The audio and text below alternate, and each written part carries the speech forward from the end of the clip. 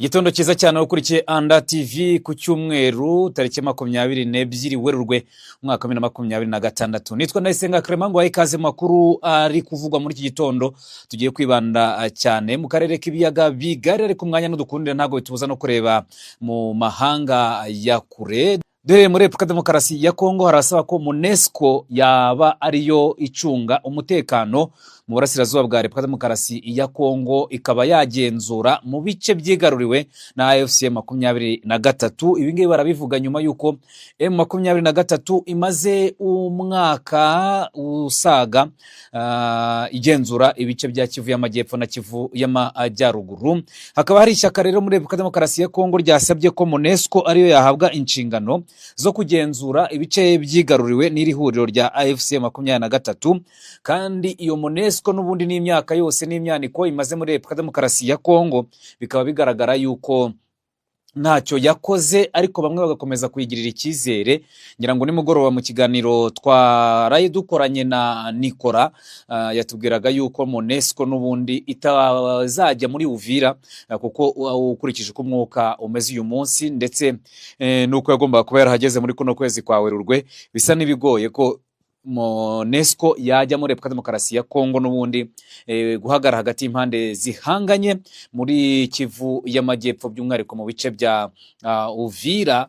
Hanyuma rero akaba ari abadepite mu nteko ishinga amategeko ya Kongo bagendaga batanga ibitekerezo bitandukanye. Ubu ngubu ikibaraje ishinga ntabwo ari ibibazo by'umutekano muri Repubulika Demokarasi ya Kongo, ahubwo bo bashyize intekerezo zabo ku guhindura itegeko nshinga. Ariko ku rundi ruhande hari ishyaka rya La Base Républicaine aho ngaho muri Repubulika Demokarasi ya Kongo risaba ko MONUSCO yaba ariyo irinda imipaka yo mu burasirazuba bwa Repubulika Demokarasi ya Kongo. Bivuze ngo kurinda imipaka buriya niho hantu haba hanakomeye cyane. Ubwo ni ukuvuga ngo iyo mipaka ihuza Repubulika Demokarasi ya Kongo n'u Rwanda, imipaka ihuza Repubulika Demokarasi ya Kongo n'u Burundi, n'imipaka ihuza Repubulika Demokarasi ya Kongo na Uganda, kubera yuko hari umupaka wa Bunagana kuri Uganda, hari umupaka wa Rubavu ndetse na za Rusizi aho ngaho ku Rwanda, ndetse akaza n'umupaka wa Kavimvira n'undi mupaka wundi mutoya, yose ikaba ari ku ruhande rw'u Burundi.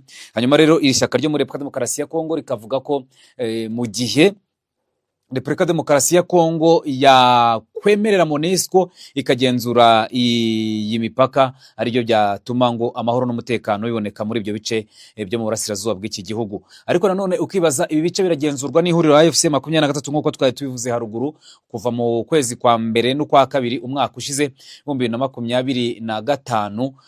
Kuba byahasabwa rero ko hagenzurwa na MONUSCO nuko bazi yuko ubwo ngubwo icyo gihe 23 yaba ikuwe muri ayo matware, kandi muri kano kanya kubivuga ko MONUSCO yaza kugenzura iyo mipaka bisa n'ibidashoboka.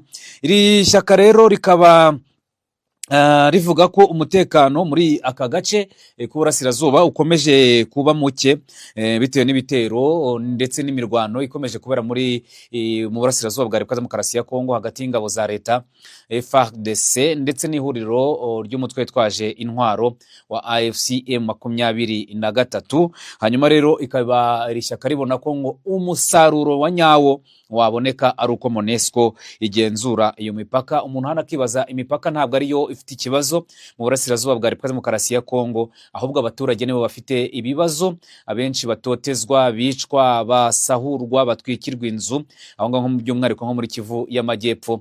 Kuba MONUSCO n'ubundi yagenzura imipaka ntacyo byabimariye umuturage mu Repubulika Demokarasi ya Kongo, ndetse n'impamvu yatumye iyo mirwano yongera kubura hagati y'ihuriro AFC M23 kuva mu kwezi kwa 11 k'Ugushyingo 2021 kugeza uyu mwaka 2026, imyaka 5 igiye gushira imirwano yubuye mu burasirazuba bwa Repubulika Demokarasi ya Kongo hagati y'ihuriro AFC M23 ndetse n'ingabo za leta FARDC nabo bafatanya, barimo ingabo z'u Burundi, abacancuro, akaza FDLR umutwe w'iterabwoba ugizwe na bamwe mu base bakoze jenoside yakorewe abatutsi mu Rwanda mu 1994. Hari ingabo za Tanzania nazo zitarataha, hari ingabo za Angola zaje mu burasirazuba bw'iki gihugu, hari abacancuro abo bose bakaba bafatanya n'igisirikare cya leta, ndetse hari na wazalendo nayo bafatanya. Abo bose rero mu byo bakora n'ubundi iyo mirwano ishyamiranyije na AFC 23, impamvu muzi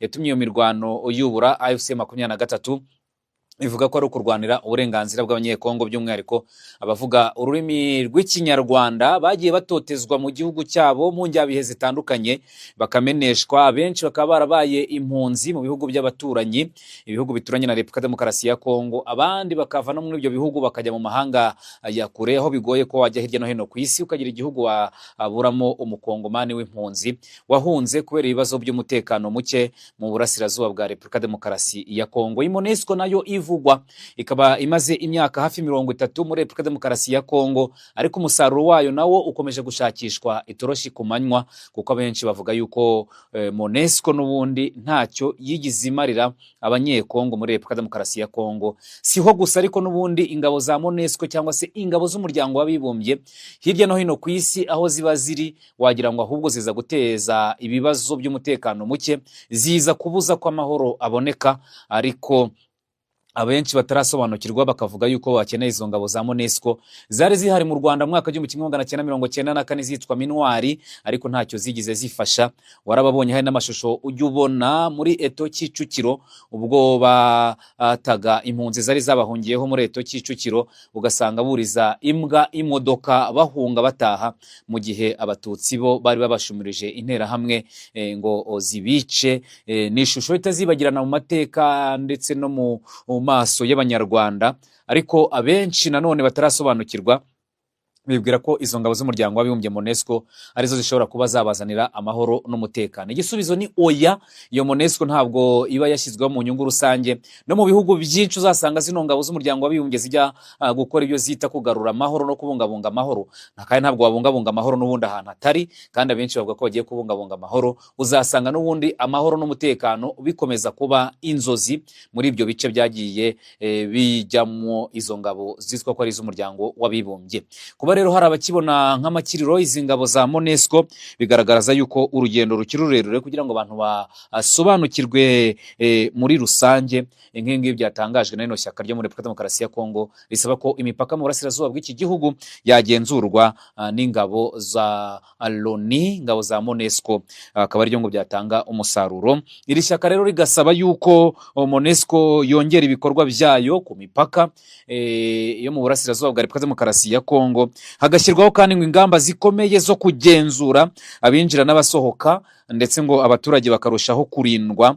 Rero ngo intego nyamukuru ngo kwaba ari ukugarura amahoro n'umutekano mu burasirazuba bw'iki gihugu. Ukibaza muri iyo myaka irenga 30 Monusco yamaze iki mu burasirazuba bwa Repubulika Demokarasi ya Kongo? Yahageze hari imitwe mike cyane ishoboka, ariko ubu ngubu muri Repubulika Demokarasi ya Kongo uko bukeye n'uko bwije imitwe iravuka. Ubu ngubu harabarirwa imitwe isaga 150 yose ikorera muri icyo gihugu, kandi yageze muri Repubulika Demokarasi ya Kongo imitwe ishobora kuba yarikubye inshuro n'inshuro ugereranyije n'igihe Monusco yaziye n'imitwe yarije kurwanya ndetse n'ibyari biyizanye.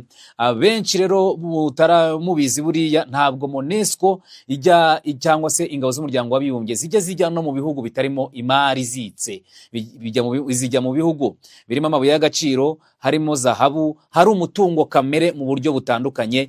Igihugu kitarimo umutungo kamere n'ubundi ni ubungubu biragoye ko wasangamo izo ngabo zitwa ko ari iz'umuryango w'abibumbye, kuko ziba zaje kwishakira amabuye y'agaciro, zahabu, korota, kobalite, kuwivre n'andi mabuye atandukanye. Ntabwo ziba zigenzwa no gushaka amahoro n'umutekano. Ababyibwira gutyo rero ni ukwibeshya, kandi mu burasirazuba bwa Kongo ntabwo impamvu imirwano iri kuba ibyo bibazo bidashakirwa ibisubizo binyuze mu mizi, bagashakira mu bindi bibazo bindi byo kuyobya uburari. Ntabwo ibibazo mu burasirazuba bwa Repubulika Demokarasi ya Kongo bizigera bibonerwa umuti.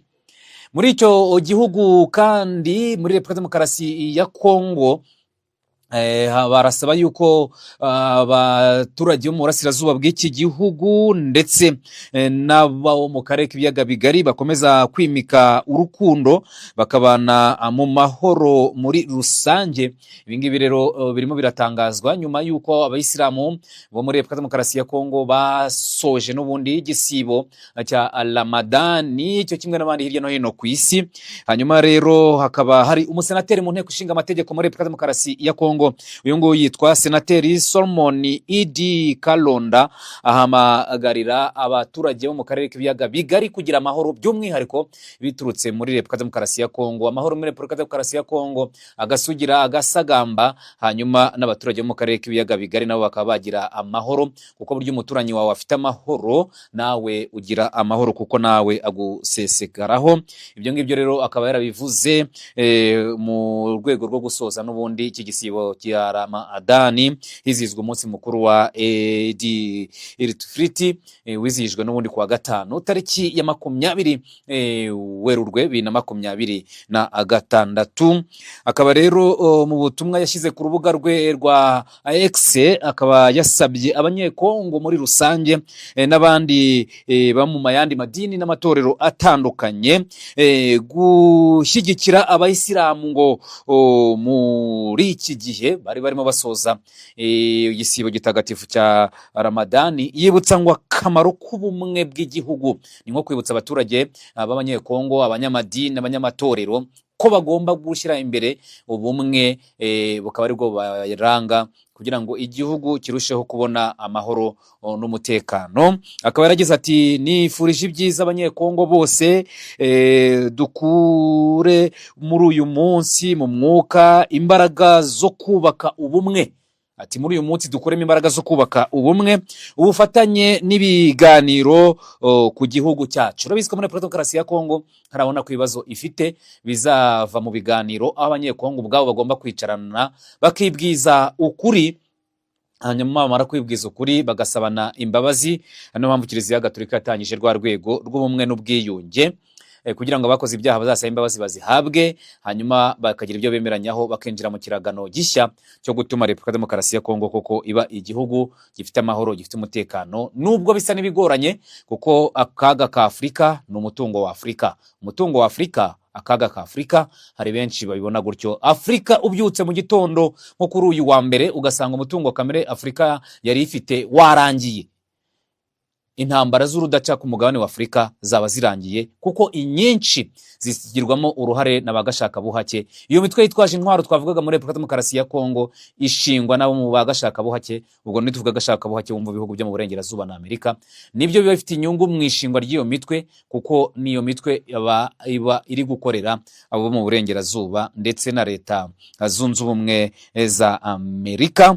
Uyu musenateri rero ibyo asaba by'amahoro n'umutekano, yego nibyo birifuzwa, yego, kandi koko ni nabyo umuntu wese yakwifuriza abanyekongo, ariko ubona ko byinshi biba bigoranye, kubera ko gahunda ya gashaka buhake yambatanye mbayobore iracyakomeje kuva mu gihe cy'ubukoroni mu myaka y'1900 kugeza ubu ngubu. Imyaka isaga 100 irashize n'ubundi gahunda yambatanye mbayobore igikomeje mu buryo bumwe cyangwa ubundi. Hari na benshi babona ko ubwo bukoroni bugezweho uyu munsi muri Afurika ari nabwo bukoroni bubi kuruta ubwabayeho mu gihe cya kiboko, kuko bwo bwaragaragaraga bukagaragarira amaso, ariko uyu munsi hari n'ubundi bukoroni burenze ubwari buhari muri iyo myaka irenga 100. Ndetse niyo wabara no mu myaka wenda ibihugu bya Afurika byitwa ko ngo byabonye ubwigenge, ariko hari ababivuga neza by'umwihariko abaswahili bati ni uhuru wa bendera. Ati ubwigenge bwabonetse nubwo kuzamura idarapo ibendera hejuru, ariko mu bikorwa, mu migirire, mu migenzo no mu migenzereze gashaka buhakera cyashinze imizi n'imigara n'imiribirindiro ku mugabane wa Afurika, kubera umutungo kamere Afurika ifite. Gashaka buhake awushaka kandi kugira ngo awubone nuko agomba guca mu banyafurika ubwacu, kugira ngo uwo mutungo awubone ujye gukiza abanyaburayi, abo mu burengerazuba na Amerika, mu gihe abanyafurika bo bakomeza kwicira isazi mu jisho. Bamwe bati Afurika ni umugabane ukennye, ariko bati nyamara mwebwe muvuga ko umugabane wa Afurika ukennye muribeshya. Ati ahubwo umugabane wa Afurika nk'umugabane urakize, ahubwo abawutuyeho hejuru nibo bakennye. kubera ko bakomeje kuba ingaruzwa muheto yabo mu burengerazuba na Amerika. Tukiri muri Repubulika Demokarasi ya Kongo kandi kino gihugu ni igihugu gikomeje kuba isibaniro ry'imitwe yitwaje intwaro. Iyo bavuze imitwe yitwaje intwaro mu burasirazuba bwa Repubulika Demokarasi ya Kongo cyangwa muri Kongo muri rusange, abenshi bahita bumva AFC M23 cyangwa se M23, ariko M23 ijya kuvuka ngira ngo ku munsi w'ejo kuwa mbere izaba yizihije isabukuru y'imyaka imyaka 17 ko M23 ni Mouvement du 23 Mars. Nuvuga ngo uyu mutwe washinzwe ku itariki 24 z'ukwezi kwa gatatu umwaka w'2009, bivuze ko kuri uyu wa mbere rero urabumaze imyaka 17.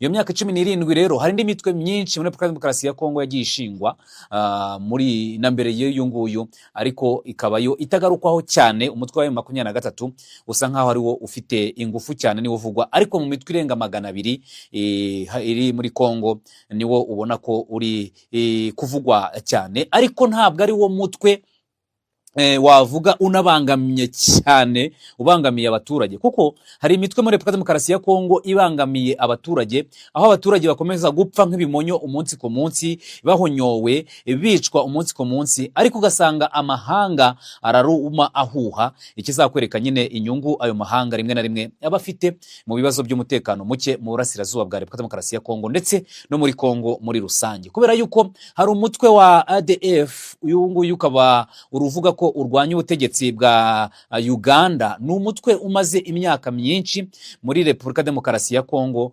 by'umwihariko mu ntara ya Ituri. Intara ya Ituri ni imwe mu ntara 26 zigize Repubulika Iharanira Demokarasi ya Kongo. Kuri ubu ngubu rero amakuru aravuga ko uyu mutwe umaze kwica abantu barenga 50, kandi ukaba warabishe mu gihe gitoya cyane, mu minsi mike ishize. Ni ukuvuga ngo ni umutwe ubangamiye ubuzima bw'abaturage, ariko nanone ntabwo bigenda bigarukwaho cyane kubera yuko abantu amaso n'amahanga na ya miryango twakubwiye mpuzamahanga ngo iharanira uburenganzira bwa muntu n'abandi nkabo, usanga imbaraga nyinshi bazishora mu kuri uyu mutwe wa M23 kubera ubutegetsi bwa Kinshasa bugaragaza ko ari wo mutwe ubangamiye Repubulika Demokarasi ya Kongo, kandi ari wo mutwe ushobora gusanga ahubwo ugiye gusesengura neza impamvu yawo ari wo waburwanira impamvu zumvikana.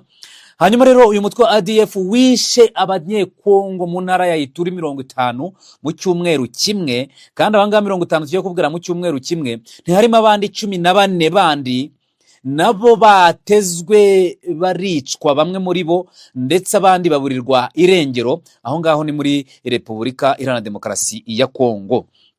Hanyuma rero uyu ni umutwe w'iterabwoba washyizwe ku rutonde rw'imitwe y'iterabwoba, ushyirwaho n'umuryango w'abibumbye, uretse ko n'ubundi gufata umutwe ukawushyira ngo ku rutonde ngo rw'umutwe w'iterabwoba, ngo abayobozi babo ngo bafatiye ibihano, gushyizeho ngo ibihumbi 100 by'idolari, ngo miliyoni zingahe z'amadolari ngo kuzabafata ngo bagatabwa muri yombi. Ibyo byose ni ibintu bidafite icyo bivuze, kuko ibyo ngibyo nta kintu bimariye umuturage. Umuturage ntabwo bimubuza gupfa, ntabwo bimubuza gusahurwa, ntabwo bimubuza ko umwana atajya ku ishuri kubera inzira zipfunze, nta na kimwe bimarira umuturage, kuko ntabwo bituma abona ibyibanze nkenerwa nk'ibyo twavugaga ku mugoroba muri Repubulika Demokarasi ya Kongo mu bice bya Minembwe, aho ikiro cy'umunyu kiri kugura mu bihumbi 30 hafi 40, ugasanga rero ari ibintu bikomeye cyane. Isabuni ikagura mu bihumbi hafi 40, aho umunyu ari mu 31 by'amanyarwanda, isabuni ibihumbi 36 by'amanyarwanda, kandi ibyo byose ni ibyibanze nkenerwa umuntu akenera kugira ngo abeho, ariko ugasanga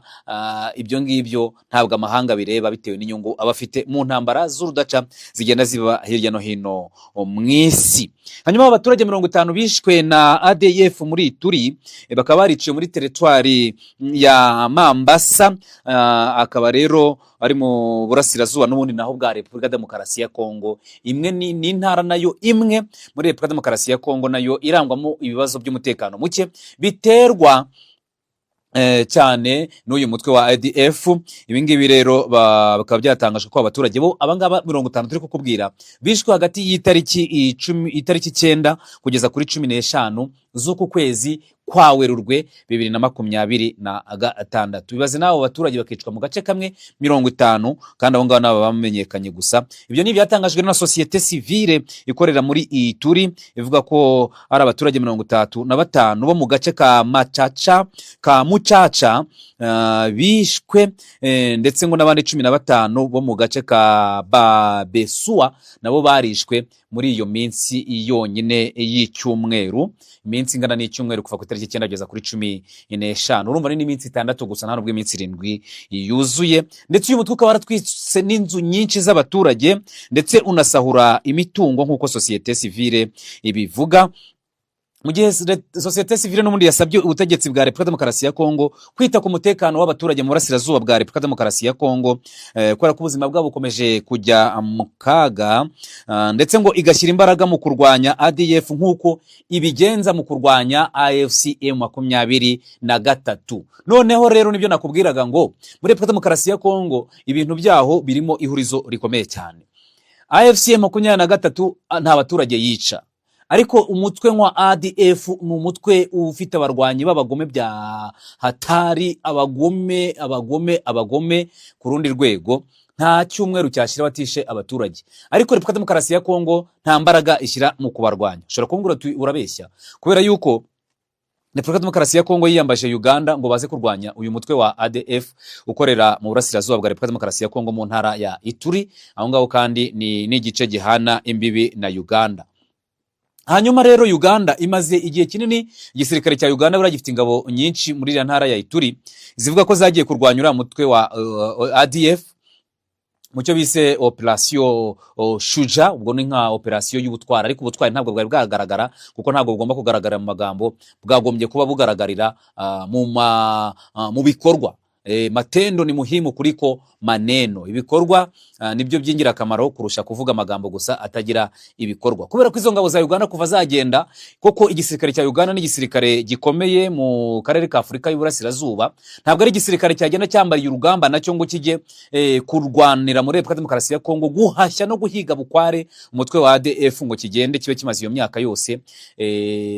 Uwo mutwe ukidegembya, wica abaturage, usahura, utwika inzu, uhohotera abaturage. Ibyo gisirikare kibe cyarabuze ubushobozi bwo kubarwanya uwo mutwe.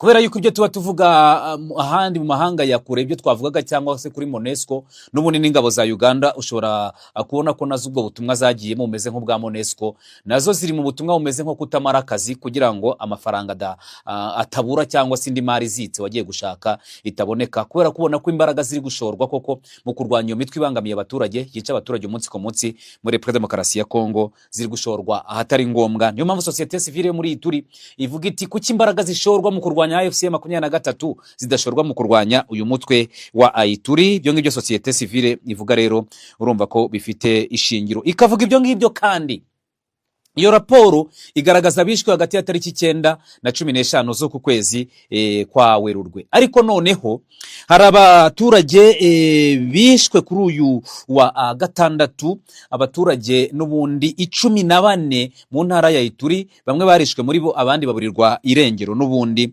Bakaba ari abamotari rero ndetse nabo bari bahetse, abo bose hamwe bakaba ari abantu 14 baburiwe irengero nyuma yo guterwa igitero na ADF, moto zabo zigatwikwa. N'ubundi ni mu gace ka Mambasa, hari twakubwiye n'ubundi hiciwe abantu 35 muri iyi raporo ya societe civile mu ntara ya Ituri.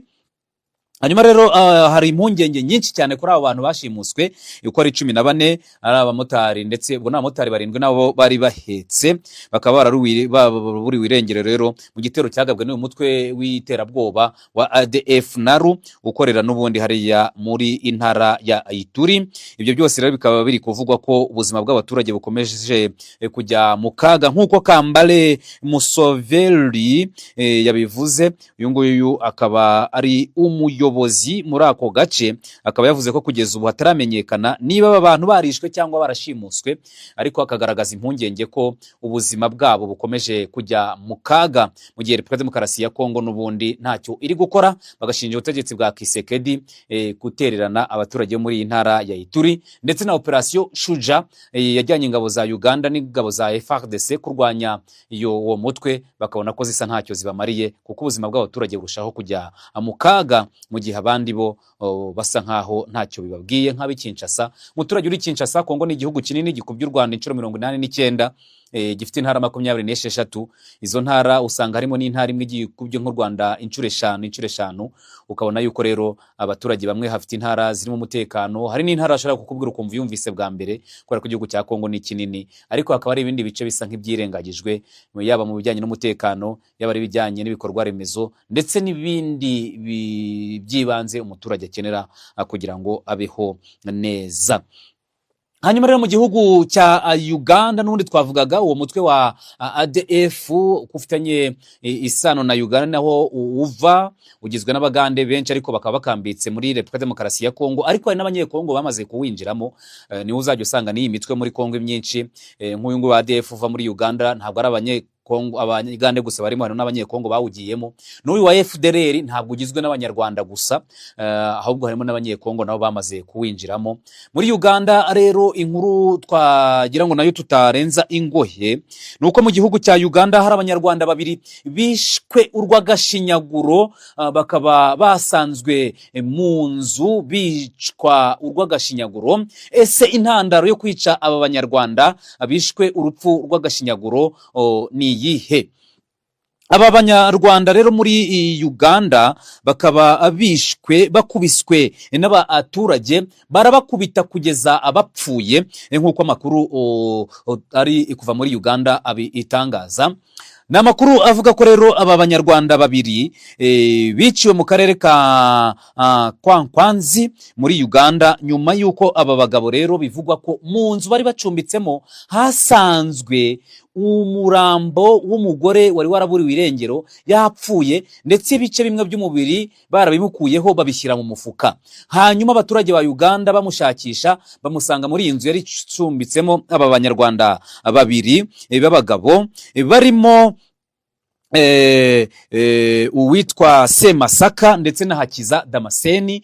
Hanyuma abaturage ba Uganda bari bafite umujinya w'umuranduranzuzi, barabakubita kugeza bose bapfuye, babashinja rero ko aba barabo bagize uruhare mu kwica uwo mugore wari umaze iminsi yaraburiwe irengero, nk'uko amakuru ava muri Uganda bivuga. Uwo mugore rero wishwe agasangwa muri iyi nzu, ndetse n'ibice bimwe bye byaraciye bigashyirwa mu mufuka, akaba akomoka mu mudugudu na Kabugo. Yari amaze rero igihe yarabuze, hanyuma baza kumusanga muri urwo rugo, barabakubita bano basore bano bagabo, baravuga ko ari abagabo mu nkuru, barabakubita kugeza bashizemo umwuka. Hanyuma rero bakimara kubica bahise batabaza inzego z'umutekano na polisi iraza, hakaba baratangiye iperereza, nk'uko umuvugizi wa polisi ya Uganda mu ntara ya Wamara SSP Luke Kigozi yabitangaje. Yamaganye ubwicanyi bwakorewe uriya mugore w'umugande, ndetse nabuno ubwicanyi bwakorewe bano banyarwanda babiri. Avuga ko ari kwiperereza rigikomeje kugira ngo bazamenyekane uko byagenze. Uriya mugore yishwe n'iki? Ese yishwe n'abari abagabo? Byagenze bute? Ubutabera bugomba gutangwa rero, ariko n'ubundi bwanatangwa, ariko umuntu yamaze kugenda nabyo biba bivuze cyane. Urumva rero niba ukurikira Anda TV ushobora gusanga uyu Hakiza Damascene cyangwa se Masaka ari mu muryango wawe cyangwa subazi, ubwo turakwihanganishije muri rusange. Ariko imirambo yabo ikaba yarajyanywe mu buruhukiro bw'ibitaro hariya muri Uganda kugira ngo ikorerwe isuzuma koko, barebe niba koko ibimenyetso bya gihanga bishobora kugaragaza se aba bantu bazize iki, byagenze bite muri rusange, kugira ngo ubutabera koko buzabona aho bushingira butangwa. Kubera ko imirambo yabo yose uko ari batatu yajyanywe ku kigo nderabuzima cya Ntwentwe giherereye muri kariya gace kugira ngo ikorerwe isuzuma mbere yuko ishyingurwa. Muri Uganda ntabwo byari biherutse yuko abanyarwanda abanyarwanda bicwa mu buryo nk'ubu ngubu, kuko hari igihe cyageze bakajya batotezwa bakicwa abandi bagafungwa bakanakorerwa iyicarubozo. Ntabwo byari buherutse rero muri Uganda, ubwo twizere ko iperereza rizagaragaza koko niba baba bagabo ari bo baragize uruhare mu rupfu rw'uriya mugore wari waraburiwe irengero, ariko urumva ko atari ibintu byiza muri rusange. Hanyuma reka dusoreze mu burasirazuba bwo hagati, makuru ari kuvugwa muri iki gitondo.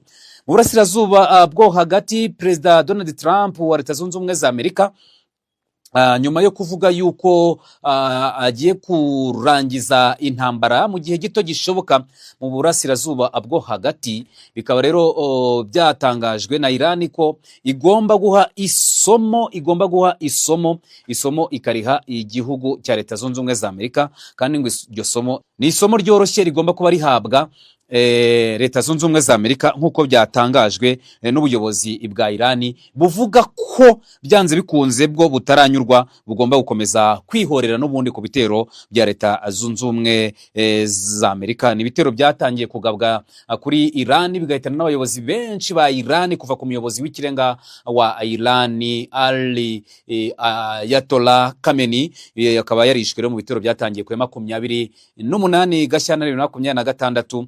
Uyu munsi tukaba tugeze ku itariki 22, ni ku munsi wa 23 w'ibi bitero biri kugabwa kuri Iran, aho Amerika ivuga ko imaze kugaba ibitero ahantu hasaga 7,000 muri icyo gihugu. Ikaba yarasenye ibikorwa beremezo byinshi, by'umwihariko ahatunganyirizwaga intwaro, hakorerwaga intwaro za misile, ndetse ibyo bisasu bya misile akaba ari byo Leta Zunze Ubumwe za Amerika avuga ngo ishaka gusenya, ikitwaza yuko ngo Iran yabifite intwaro kirimbuzi. Ariko Iran nta ntwaro kirimbuzi ifite, ahubwo yari igerageza kuzikora. Yibi zifite iba yarazirekuye muri iyi ntambara. Ntabwo wabura abantu bangana kuriya ufite ibyo bitwaro kirimbuzi ubure no gutanga gasopo uramutse ufite izo ntwaro kirimbuzi. Intambara cyangwa se ibitero byagabwe kuri Iran umwaka ushize 2025 mu kwezi kwa gatandatu, iyo mirwano ikamara iminsi 12, niyo yagaragaje ko Iran idafite ibyo bitwaro kirimbuzi. Kwari ugutera nk'ibuye mu gihuru ngo urebe ikivamo, hanyuma ube wakwinjira muri icyo gihuru. Nibyo byabaye rero kuri Leta Zunze Ubumwe za Amerika. Iran rero yabwiye Trump ko ngo igiye kumwigisha isomo ryoroshye, ariko ntabwo yagize itangaza uko iryo somo izaritanga. Mu gihe Trump avuga ko intambara igiye kurangira mu gihe gito gishoboka, aratangaza yuko intambara yayitsinze, ariko Iran yo ikavuga ko itagomba gukomeza itarekura, kubera yuko n'ubundi yo irihorera, ukurikije kuntu igihugu cyatesetse, kuntu igihugu kiri mu bibazo mu ntambara cyashowe na Leta Zunze Ubumwe za Amerika, kandi ari igihugu kirengana. Ibyo byose rero ni intambara ubundi ishingiye ku bukungu. Amerika umugambi wayo yisa n'iyawugezeho, kwari ukwica abayobozi ba Iran, kandi koko abayobozi benshi barenga 40 yarabishe. Kwari ugusenya ahakorerwa ibyo bikorwa remezo, by'umwihariko ari ibikorwa remezo bikora izo ntwaro, kugira ngo Iran itazatunga intwaro kirimbuzi ikaba nayo yajya ikanga Leta Zunze Ubumwe za Amerika. Ibyo nabyo yabigezeho. Ikitaragiraho yashakaga, ikindi yakigezeho nuko yashakaga ko ibiciro bya petroli biba byazamuka, nayo igacuruza petroli ku giciro gihenze. Ibyo nabyo yabigezeho. Ikitarageraho ni ugusenya burundu ubutegetsi bwa Iran, ngo ibe yashyiraho ubutegetsi bwayo buzajya bugendera munsi y'ibirenge byayo. Hanyuma rero nubwo no gutegereza tukareba koko niba iyi ntambara Trump arayirangiza agatangaza ko yayitsinze, hanyuma Iran nayo igakomeza kwihorera nk'uko ivuga ko igomba gutanga isomo kandi iryoroshye. Ndagushimiye cyane wowe ukurikira amakuru n'ibiganiro tugeza hano kuri Anda TV. Tugushimire cyane wamaze gukora subscribe kuri channel yacu ari nayo yanyu, kugira ngo amakuru n'ibiganiro tugezaho ugiye kugeraho mu bambere. Niba utarayikora igihe n'iki ngiki kugira ngo uyikore, ukande no kuri link kandi ya groupe WhatsApp ya Anda TV, tunyuzamo amakuru atandukanye, amashusho, amafoto, bitakunda ko dutambutsa kuri uru rubuga rwa YouTube bitewe n'amategeko n'amabwiriza arugenga. Ariko muri groupe WhatsApp ho nta kibazo, wajyamo rero nawe nusaba turakwemerera. Ukeneye no kwamamaza kandi wifashisha iyo nimero iri kuri screen yawe. Nitwa Ndayisenga Clement, kwifurije kugira icyumweru cyiza.